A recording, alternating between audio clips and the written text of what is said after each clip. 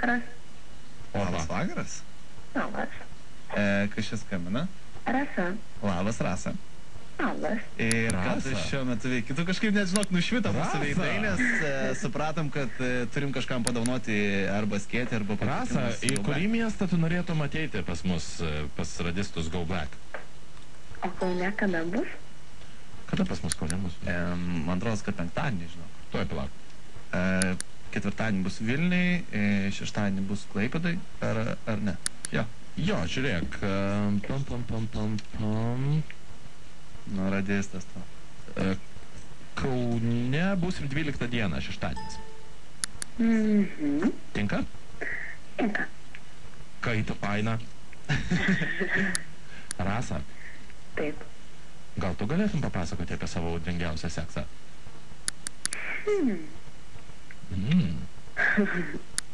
Like.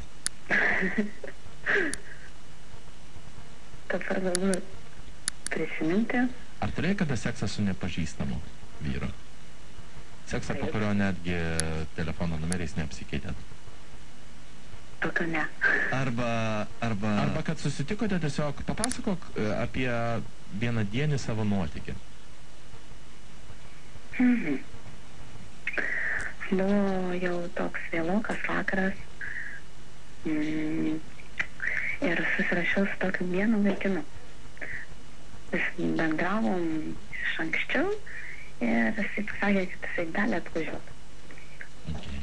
Tai aš nieko tokio nemaščiau ir negalvojau nieko daryti, bet kai jis atvažiavo ir aš jį pamačiau, kažkaip apsigalvojau, labai greit susižavėjau žvilgsniu, akim ir tada nieko negalvojau. Tiesiog nutiko taip, kad automobilis tapo geriausia vieta. Pastatėmės į mokyklos kieme.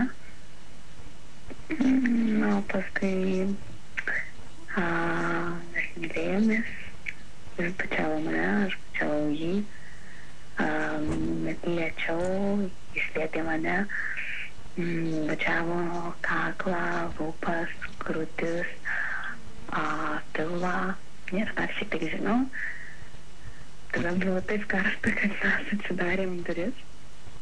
Absoliučiai visas. Ir dėja, bet atėjo rytas iš tikrųjų. Ir vaikai pradėjo eiti mokyklą. Mama! Mama, ką tas dėdė daro tai tetai?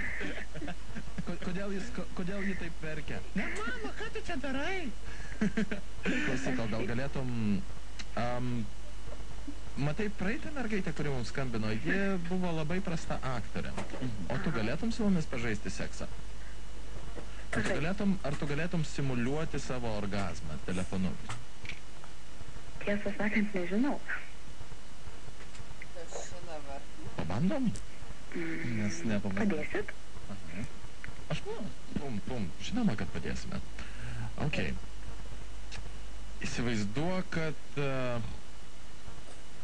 tas vaikinas, kuris atvažiavo prie tavo namų, yra Modestas.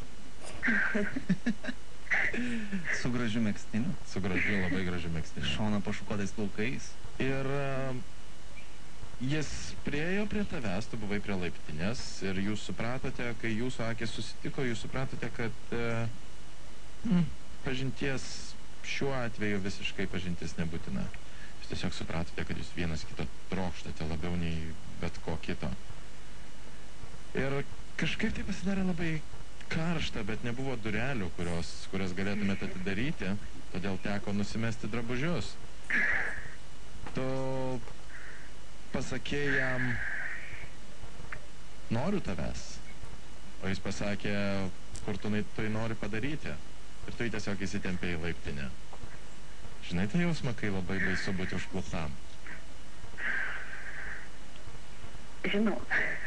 Jis pasivedė tave į antrą aukštą laiptų aikštelę, apsuko tave, numovė tavo džinsus iki kelių, palenkė tave ir tu atsirėmei su rankom į sieną. Jis nusimovė savo kelnes laikydamas tau ranką už kaklo, lėtai tave įėjo.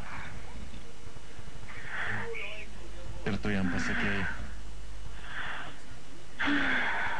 Ir ką tu jam pasakėjai?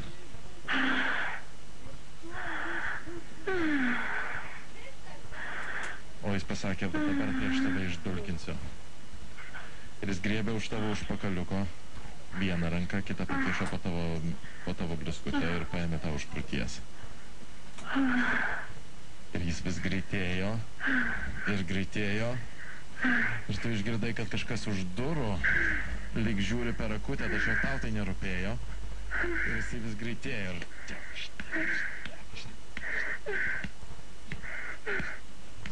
O galima sustoti? Ne! Ne! Baig, mažutė, baig! Kas čia kaubojus? Paskui negalėsiu užmygti. Klausyk, mergytė, aš tavo atsiųsiu savo plakatą, galėsi pasikabinti prie lovos. Super, Rasa. Niekam Super. Opa. Ava. Rasa, Man klausyk. plakato nereikia. Tai nuotraukai piniginę galiu.